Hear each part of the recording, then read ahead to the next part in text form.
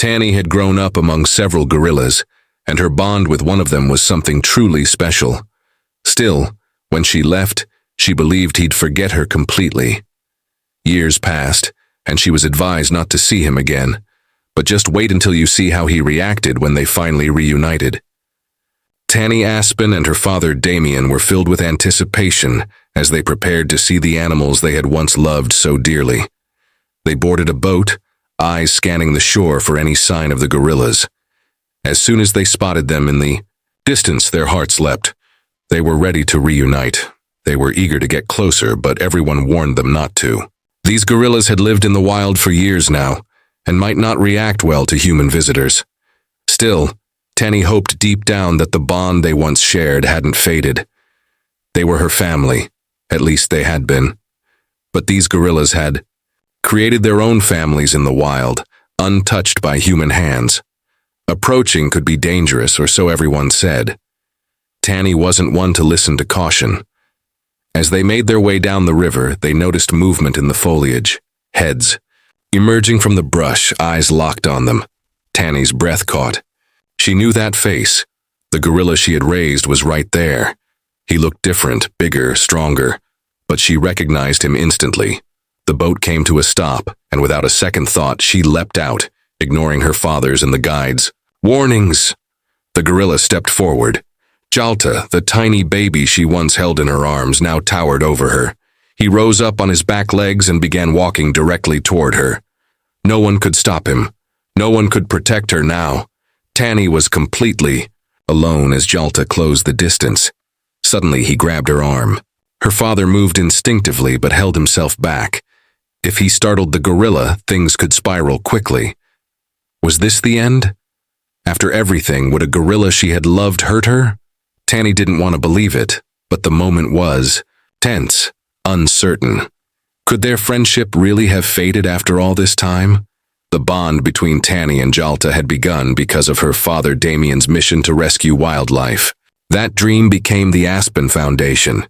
They devoted themselves to rescuing and rehabilitating animals, especially gorillas, and returning them to the wild whenever possible. When release wasn't an option, the animals stayed at the Howletts Zoo in Canterbury. Tanny and her siblings had a magical upbringing, surrounded by animals from the moment they could walk. Tanny was just over a year old when Bims the gorilla first arrived at the zoo. He had been wounded and orphaned by poachers. Damien and his team took him in, and soon Tanny and her siblings were always by his side. He became part of their childhood, almost like a sibling. Tanny would play with him in the enclosure, keeping him company and making sure he never felt alone. It was every kid's dream, to have a gorilla as a playmate. And then, it got even better. One day, Damien picked Tanny up from school with surprising news. A new baby gorilla was waiting for her at home. That baby was Jalta.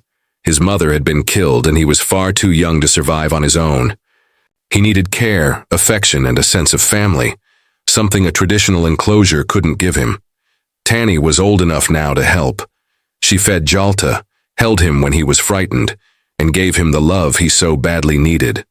But of course, gorillas grow much faster than human children. Before long, Jalta had outgrown their home. It was time for him to move to the zoo. Still, they didn't want him to be alone.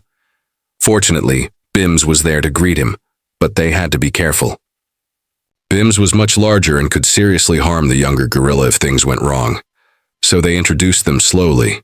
They met through a gate at first, touching faces and playing. To everyone's relief, Bims was gentle and accepting. It wasn't long before they were fully introduced, and it couldn't have gone better. They bonded instantly, becoming fast friends. And best of all, both gorillas still adored Tanny. Soon, she was allowed back into the enclosure to spend time with them. They were never jealous of her and remained incredibly affectionate. But convincing the public that their friendship was safe? That was another challenge. To Tanny, entering the gorilla enclosure felt normal. It was just part of her life. She never thought twice about it. So when a photography crew visited the zoo, she didn't change her routine. The photographers must have realized the world would be amazed by the powerful bond they captured that day. But even they couldn't have imagined just how deep that connection truly was. Before we continue the story, sorry for the quick interruption. If you're enjoying this, please take a moment to like the video and subscribe to the channel. It means a lot to us. Now back to Tanny's story. Instead of being amazed by her bond with the gorillas, the public was outraged. People were furious that Tanny and other children had been allowed to interact with such powerful animals without strict safety protocols. The backlash was intense. The zoo was officially warned. If they didn't implement new safety measures, they risked being shut down. Just like that, Tanny wasn't allowed to touch her two closest friends, Jalta and Bims. The rules changed overnight. She could only see them through the thick glass of their enclosure. She was old enough to understand that the decision hadn't come from her father, but still too young to fully grasp the fear others had for her safety. The gorillas didn't understand it either. They just wanted to be with their friend. The separation hurt both sides deeply. Every day, Tanny would go straight to the zoo after school, sit beside the glass, and wait. As soon as the gorillas saw her, they'd rush over, but they couldn't reach her. The glass always stopped them. Jalta would moan softly, and Tanny would place her hand on the glass. Jalta mirrored her gesture, placing his large hand on the same spot. He longed to touch her. It was heartbreaking. But her safety wasn't the only reason they needed to pull away. It was time to prepare the gorillas for something much bigger, life in the wild. They had grown strong and healthy. The next chapter was calling. They needed to adapt to life without humans. Slowly, the team reduced their interactions with people. As affectionate and sweet as the gorillas were in captivity, they needed to become tough, alert, and independent to thrive in the wild. After months of training, the moment arrived. They were ready. The team at the Aspen Foundation had been working toward this goal from day one: rescue, rehabilitate, and, if possible, release. No matter how painful it was for Tanny, that dream was now becoming a reality. It took time, but eventually the gorillas were cleared to begin their journey home, back to Gabon. A safe sanctuary had been found, where they could roam freely while still being protected. It would be the last time the family would see Jalta and Bims for a long while. Tanny hugged them both tightly before they were given a calming sedative. To prepare for travel, the gorillas leaned into her, resting their heads against hers. The connection between them was undeniable, a connection that would now stretch across continents. Tanny watched as the gorillas were gently placed into crates and loaded onto the transport truck. It was the first step toward their return to Africa. This was the mission they had always believed in: freedom for the animals they loved. Still, for Tanny, it felt like saying goodbye to family members she might never see again. Years passed. Damien eventually traveled to Africa to check on the gorillas. The news was incredible. Jalta and Bims were thriving. They had successfully integrated into a wild family group. They were finally living the way nature intended. Seeing them surrounded by other gorillas, healthy and free, made all the heartbreak worthwhile. They were truly home, but that didn't mean they were forgotten. Tanny thought about them all the time. More than a decade had passed since their release, and by then they were considered fully wild gorillas. They avoided humans and no longer sought out interaction. For that reason, Tanny was advised not to attempt a reunion. It was too risky. The meantime, Tanny had grown up. She now worked for the Aspen Foundation herself, just like her father. She dedicated her life to rescuing animals, helping to give them the same second chance she once gave Jalta and Bims. Then, everything changed. Damien had a health scare. It shook the family. As soon as he recovered, he began planning a trip to Africa. He needed to see the place he loved one more time. And for this special occasion, they decided to try locating the gorillas. The journey to see Jalta, Bims, and their family was a long and challenging one. Not the kind of trip someone older could take lightly. If Damien wanted to see the gorillas one last time, it had to be soon. That was the plan. But as soon as Tanny heard about it, she knew she had to go too. She had helped raise Jalta, and couldn't miss the chance to see how he was doing. She was excited, filled with hope. But surprisingly, no one else felt the same way. Everyone warned her not to go. It had been nearly 20 years since she last saw the gorillas. They were bigger now, completely different, and likely wouldn't remember her. People told her it would only ruin the beautiful memories she had. But Tanny didn't care what anyone said. She couldn't let her father go alone. She had to see it for herself. Damien was the only one who understood. He believed it might bring her peace even if the gorillas didn't recognize her. That was enough for her. The first leg of their trip took them by plane to Gabon, but there were no roads or airstrips near the sanctuary where the gorillas lived. From there, they continued in an off-road vehicle until they reached a small base camp. That would be their home for a few days, giving them multiple chances to find the gorillas. But they couldn't just walk into the forest. Instead, they would travel by boat along the river. Before setting out, the guides gave them strict instructions. The rules were clear. They were not allowed to approach the gorillas right away. The guides would observe the animals first, and only if they believed it was safe would Tanny and Damien be allowed to get closer. Under no circumstances were they to touch or interact with the gorillas. No matter what their past was, these animals were wild now.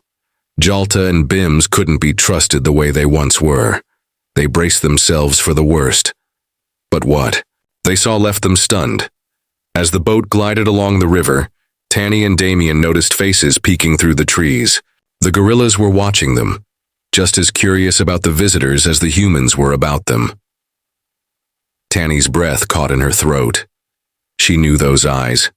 Even though they looked different now, stronger, older, she recognized Jalta and Bims immediately. Her heart swelled and ached all at once. When Jalta suddenly reached out and grabbed her arm with his massive hand, she nearly collapsed from emotion. Her knees wobbled as fear and joy clashed inside her. But when she looked into Jalta's eyes, she saw something familiar. Recognition. Then gently, he rested his head against hers, just like he had the day they said goodbye. She instinctively ran her hand over his head, comforting him the same way she had when he was a frightened baby. He softly rubbed her arms and kept his head close. He was saying hello. And then Bims came forward too. He also remembered his childhood friend. Bims reached out with one finger and gently traced it down her face.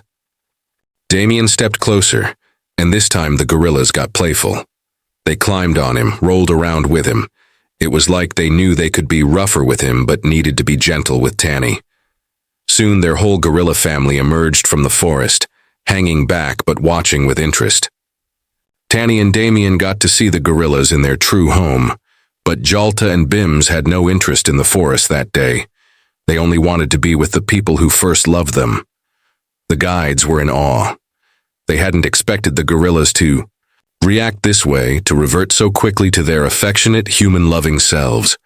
While both gorillas were happy to see Damien, it was their connection with Tanny that stood out.